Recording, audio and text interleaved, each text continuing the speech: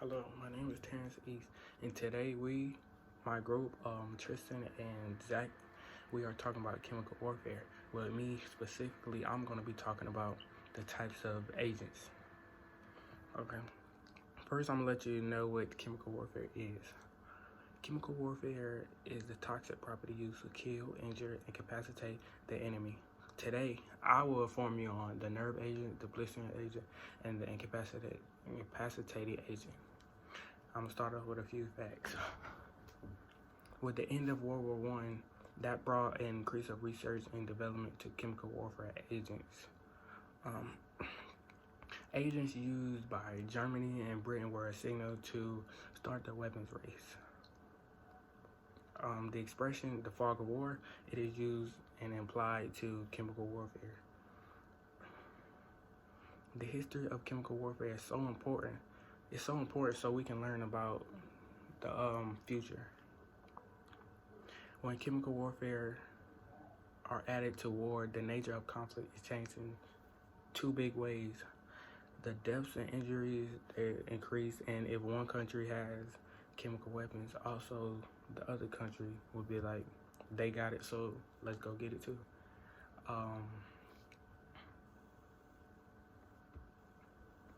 The 20th century saw the development of the most deadliest weapons, chemical warfare.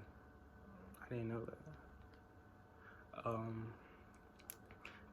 The first massive use of chemical warfare was in 1915 when Germany attacked the French with chlorine gas. Haber, the man, is considered the father of chemical warfare. He's considered the father of chemical warfare because he was the one who made the agents and the chemicals.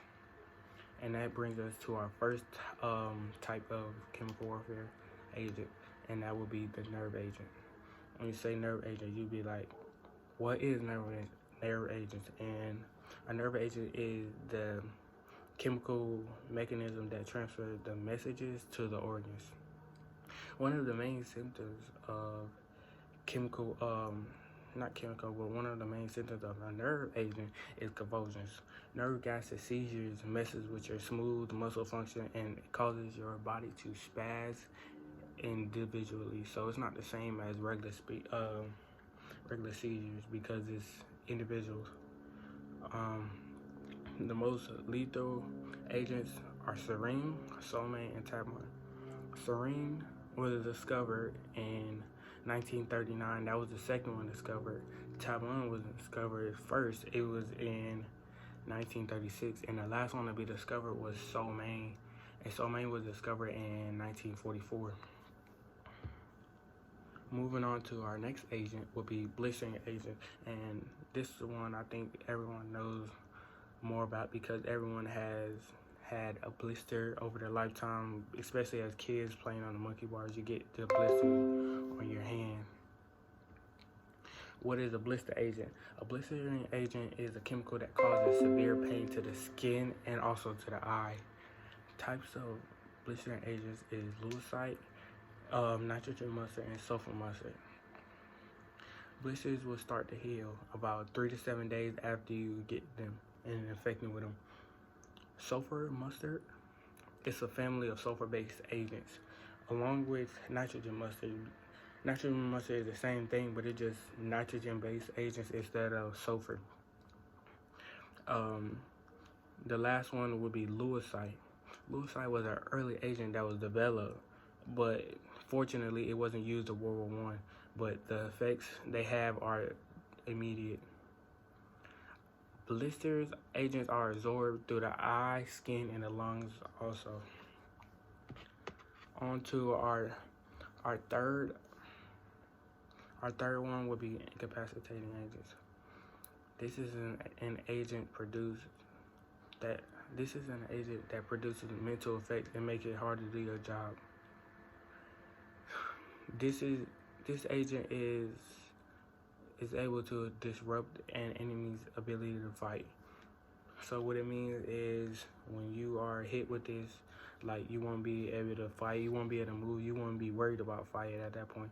This is one of the worst types of agents you want to get hit with, and it's the most deadliest. This agent this agent limits your combat ability. So, like I said before, you won't be able to fight. Sometimes they'll be permanent or not. It says some effects will be diarrhea, hypothermia, and mid-brain irritation. The main type of this agent is BC. And with that being said, that will be coming to an end of my different types of agents. But in conclusion, chemical agents are used to kill, injure, and incapacitate the enemy.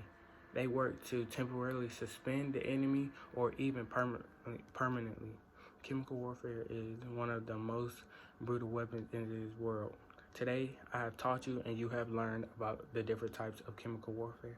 And with that being said, chemical warfare is not something you want to be used. That's why the world has came to an agreement that they won't be used, but they're still being made. And that's it.